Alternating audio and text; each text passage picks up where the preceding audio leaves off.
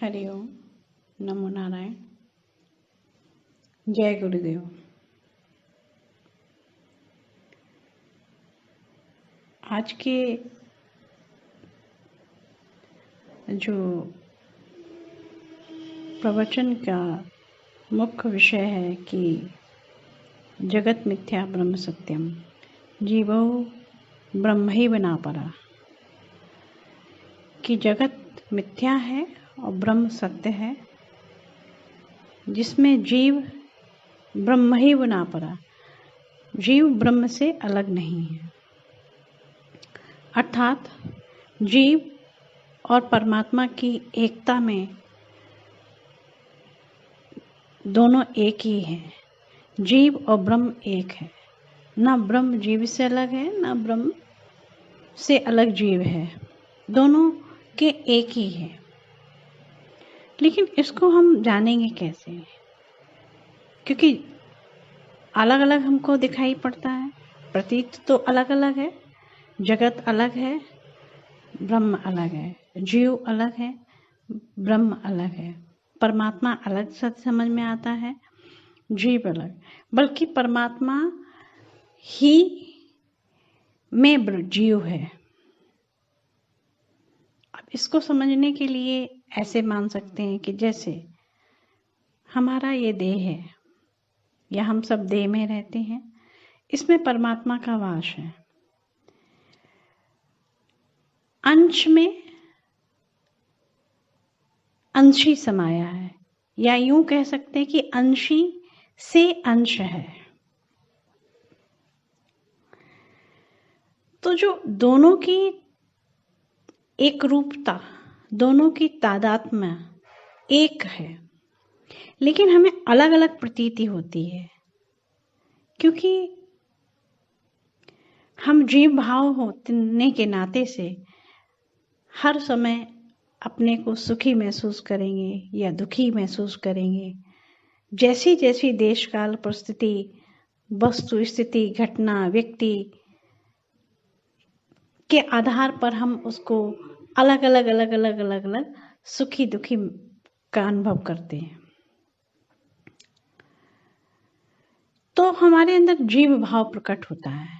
जीव भाव का अर्थ जिसमें संसार के अस्तित्व को स्वीकार करता है, जो संसार के अस्तित्व को ही सत्य मानता है, संसार के उन जो एग्जिस्टेंस है, संसार की होने को ही सत्य मानता है, या संसार के होने के ही उन परिस्थिति को, देश काल स्थिति को ही सत्य मानता है।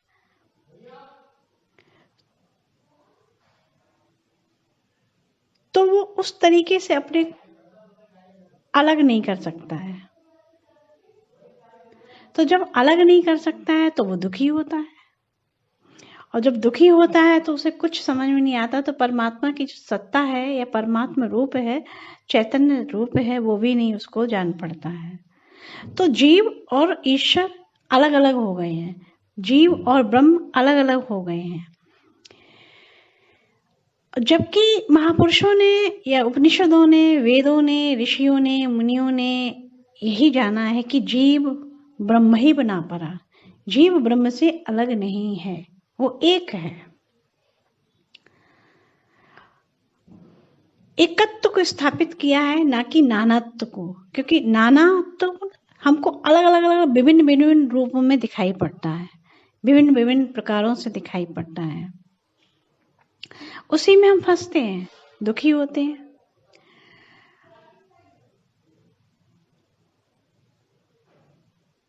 जबकि जीव का देखा जाए तो जो परमात्मा की विराटता है, जो विशालता है, उसको नहीं वो महसूस कर पाता है।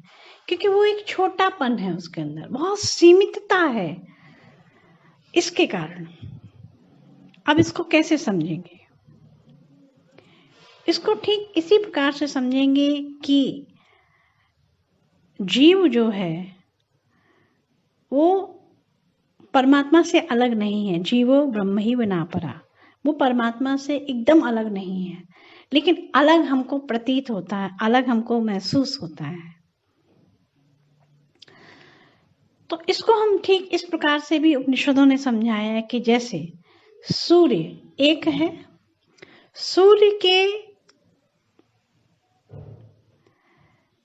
रोशनी में या सूर्य की धूप में हम 100 बर्तन जल से भरे हुए रख दें, तो जो सूर्य का प्रतिबिंब है उन 100 बर्तनों में भी पड़ेगा, और उन 100 बर्तनों में जो सूर्य है उस प्रतिबिंब में दिखेगा। तो हम ऐसा मान सकते हैं क्या उन 100 बर्तनों में 100 सूर्य हैं? नहीं, क्योंकि वो सूर्य का प्रतिबिंब है, 100 सूर्य नहीं है।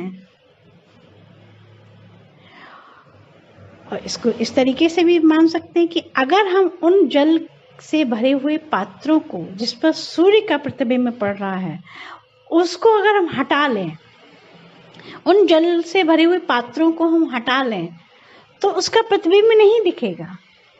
तो जिसका प्रतिबिंब 100 में हमें 100 दिखाई पड़ रहे थे, और उन 100 बर्तनों को, उन पात्रों को हमने हटाया तो उसका जो एग्जिस्टेंस है, उसकी जो होनापन है, जिसका अधिष्ठान है, जिसका आश्रय में हमें जो 100 सूर्य दिखाई पड़ रहे थे वो एक ही निकला, एक ही होगा। तो इसी प्रकार से जगत मिथ्या ब्रह्म सत्यम, ये जगत हमको प्रतीत होता है, भासता जैसे दिखता है, प्रतिबिंबित होता दिखता है, परमात्मा ही सत्य माना गया है। लेकिन ये जगत चूंकि प्रतीति मात्र है, भाष्य मात्र है, तो वो सच दिखाई पड़ता है। इसके लिए हम इसको भी इस तरीके से भी समझ सकते हैं कि जैसे रस्सी में यदि हमने सांप को समझ लिया, अगर रस्सी में मुझे सांप का भास हो गया तो हम वो सांप ही समझेंगे, जब तक हम उसको पूर्ण रूप से ये नहीं जान लेंगे कि इसमें सांप नहीं रस्सी है, या सांप में हमें रस्सी दिख रही है तो भी उसका भान हो रहा है, तो मिथ्यात्म है ना ये। लेकिन जब उस पर प्रकाश पड़ जाएगा, जब हम उसको ठीक जान लेंगे कि नहीं ये रस्सी ही है, सांप नहीं है, तो मेरा भेद मिट जाएगा।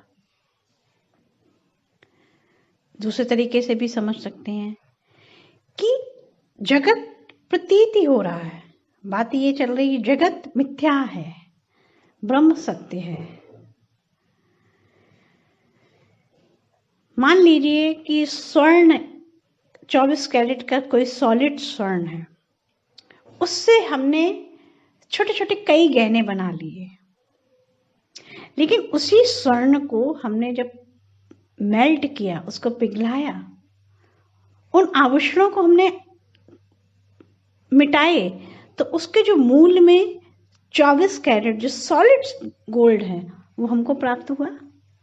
तो जो उसका अस्तित्व है वो सोना है, मूल तत्व हमारा अस्तित्व है। लेकिन हमें उसी सोने से बने हुए कई आभूषण हमें दिखाई पड़े या हमने बना लिए। तो इसी प्रकार से जगत हमें नानात्म रूप से दिखाई पड़ता है, लेकिन एकत्व में वो एक ही परमात्मा, एक ही सत्य है, एक ही चैतन्यता है। उपाधि मात्र से हमें अलग अलग अलग अलग अलग दिखाई पड़ते हैं।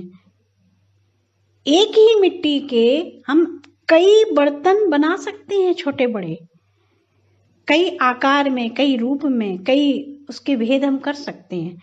लेकिन उन्हीं बर्तनों के मूल में अगर हम जाएंगे, वो अगर मिटते हैं तो उसमें मिट्टी का एक तत्व मिलेगा।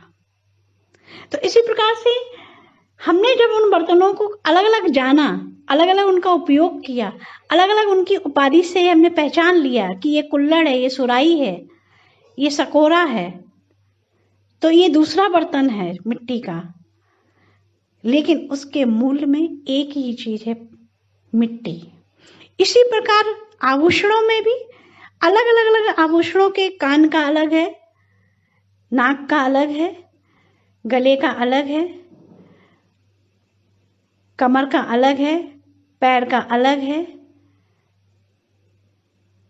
माथे का टीका अलग है। तो अलग अलग अलग अलग अलग उसको देखा हमने, रूप आकार उपाधि के तौर से हमने अलग अलग उसको जाना। लेकिन जब हमने उनको मिटते देखा या जब हमको बनाने से पूर्व उनको हमने देखा तो एक ही मूल्य समझ में आया, सोना, उससे ही बनाया। तो इसी प्रकार से जगत मिथ्या, हमें जगत में नानात्व तो है, वो स्वीकार है,